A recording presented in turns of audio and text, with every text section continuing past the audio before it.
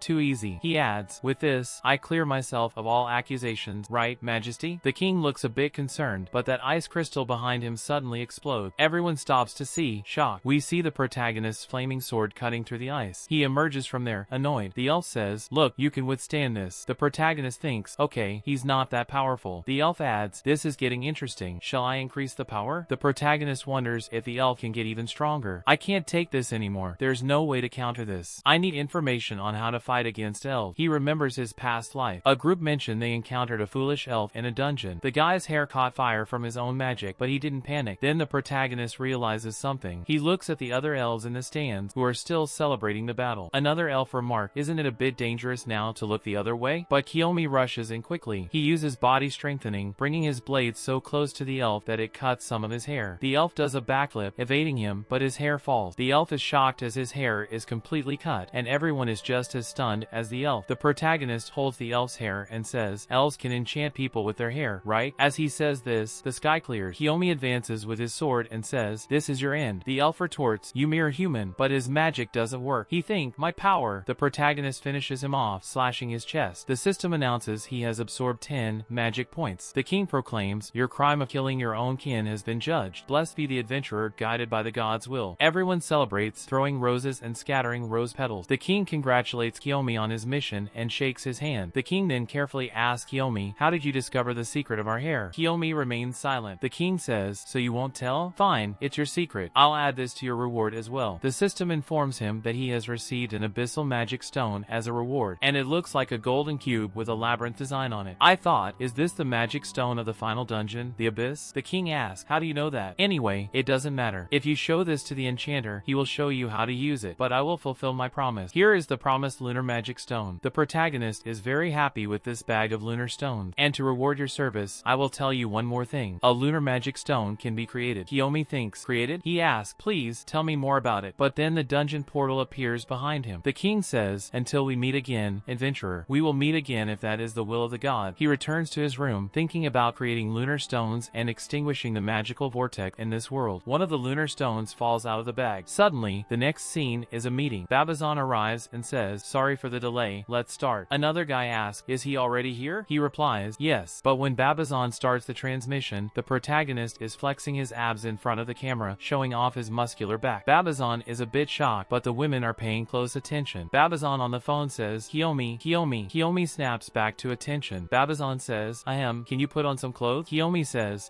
sorry, I didn't think it would start now, so I got a bit bored. So, what's the meeting about? Babazon says, I want to recommend you for a certain job. Kiyomi replies, recommend? Babazon says, yes, we are gathering powerful adventurers for a big job that's coming up. And with Alice's suggestion, we really want you in on this. Kiyomi thinks, Alice, alright, then you can talk to me more. Babazon responds, what I'm going to say now is confidential. Make sure this doesn't leak. They launch a file for transmission, showing graph. What is this about? Kiyomi asks, this is a chart about the number of adventurer deaths. It seems the number that has risen the most is adventurers attacking other adventurers. It's hard to believe, but it's true. This also includes accidents during fights. But specifically, what I'm referring to is, Kiyomi interrupts, killing other players, right? Babazon says, I'm surprised you know. This information isn't public yet. Kiyomi responds, I heard some rumors about it. Meanwhile, he's thinking, in my past life, if you see this, only then do you think, in this timeline, I have to end them? Babazon says, rumors. Sure, this organization that kills other players is falling into our trap. So, you'll gather all of them in the same stage you did, right? Babazon says,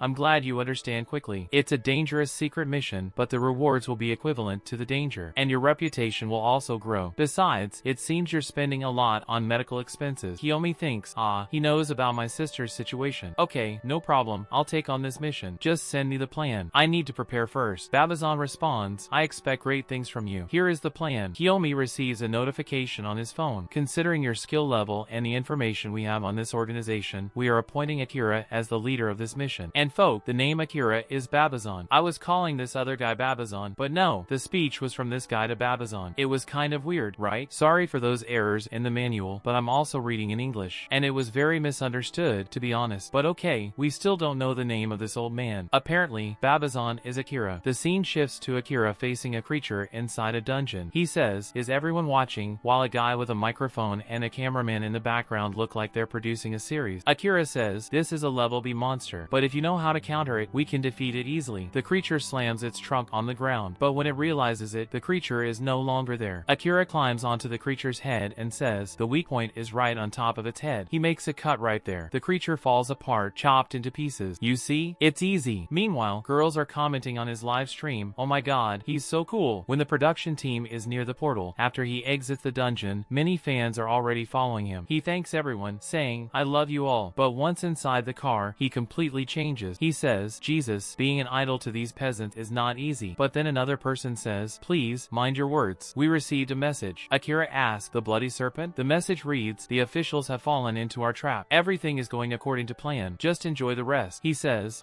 splendid. He fiddles with his phone. I want to see the manifestation those officers gathered. His attention is drawn to one of the participants, who happens to be our protagonist. He asks, was Akio the adventurer who defeated the revenant? They confirm it for him. Kayamiyaki. We'll see each other in the red dungeon, right? He gives a psychopathic smile. In the next scene, we see Kiyomi with yellow roses. The nurse says, oh, they're yellow today. He opens the door, saying, Natsu. She replies, hey, big brother. She says, what beautiful beautiful flowers. He says, yes, and I also brought good news. We are close to curing your disease. She says, what? But the doctor said there is no cure for my disease. Natsu, it's okay. She replies, yes, I believe in you, big brother. The nurse is also excited on the outside, but then she shows her flower book and says, but the meaning of yellow roses is love fading away. The protagonist is completely shocked. He leaves, all sad, with his yellow roses. The nurse remarks, so he's that kind of person, right? And again, in the hospital courtyard, he receives another call. It's Alice, and she says, hey there. He replies, yes, they told me about the job. She says, yes, I'm glad you accepted. I can't go this time, but I'm sure there are skilled people with you, especially Babazono Akira and Ichino Zaru. Those two are very strong. Kiyomi responds, yes, it seems so. He looks at Akira's card, which says he is an S-rank assassin. He thinks, an assassin? Alice suddenly says, what did you think of the meeting after the dungeon?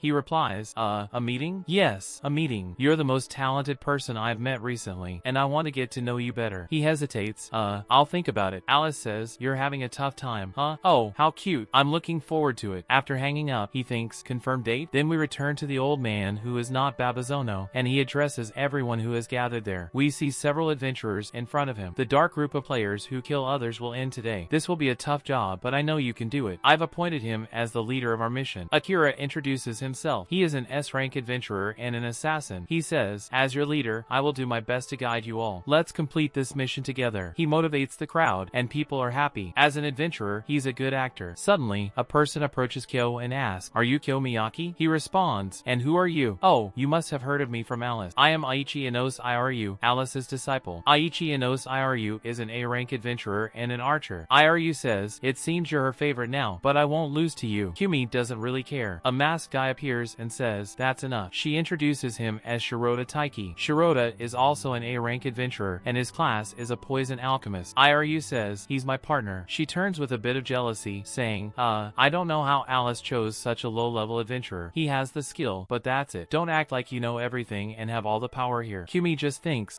she's so loud. Suddenly, the system notifies him of a mission. The mission is to steal Akira's smartphone. Kyumi thinks, what kind of mission is this? He sees Akira in front of him, who still bids him farewell with that psychopathic look. The next scene shows a sort of tutorial. A mascot appears, a knight in armor the size of a cute thumb, saying, hello, I will explain today's operation. Inside the dungeon, there will be a group of novices serving as whiskas who will receive leader training. By the way, this is a confidential mission. They are unaware of today's operation. The Bloody Serpent and its team of assassins will fall into the trap and try to ambush the ISK. And we, the elimination squad, will jump in at that moment and consequently annihilate them. That's it. You should see what a man with a tablet and headphones sees in the tutorial. And with that, we conclude our briefing. I wish everyone good luck. We see Kyumi inside a plane heading for the mission. There are some people in the plane corridor saying, I'm so nervous. Someone else says, relax, man, I'm here with you. Kiyomi is strictly watching Akira. He has been nice to everyone since boarding the plane. He hasn't had the chance to steal his phone yet. Suddenly, Eru, who is in the seat behind, pops her head to talk to Kiyomi. She says, are you really a classless person? He replies, yes, I am. She asks, are you a fan of his? He says, yes, you could say that. Eru says, you're lying. What makes you think that? You're looking at the direction of his foot, waiting for him to make an opening in his guard. Am I wrong? Then she says, yes, archers are good at following glances. What are you planning? I can help you. I was also recommended by Alice. They finally arrive at the airport. Someone bumps into Akira's seat. It was Eru who bumped into him. She says, I'm sorry. Akira asks, are you alright? She replies, oh, I'm just like that. Meanwhile, the protagonist, doing the pickpocket trick, grabs Akira's phone. This isn't even the protagonist's work as a pickpocket, right? Eru says, are you alright, Akira? I'm a big fan of yours. Meanwhile, Kiyomi thinks, I never thought my experience as an assassin in my past life would be useful here. The system announces that the mission is complete. We see the protagonist holding Akira's phone. The rewards are given now. A new skill acquired, cat's paw. Meanwhile, Eru continues to distract Akira. Oh, I'm so happy to meet you. Kiyomi admits it's really impressive in many strange ways. Akira's phone suddenly receives a notification. When Kiyomi looks at it and pays close attention, he thinks,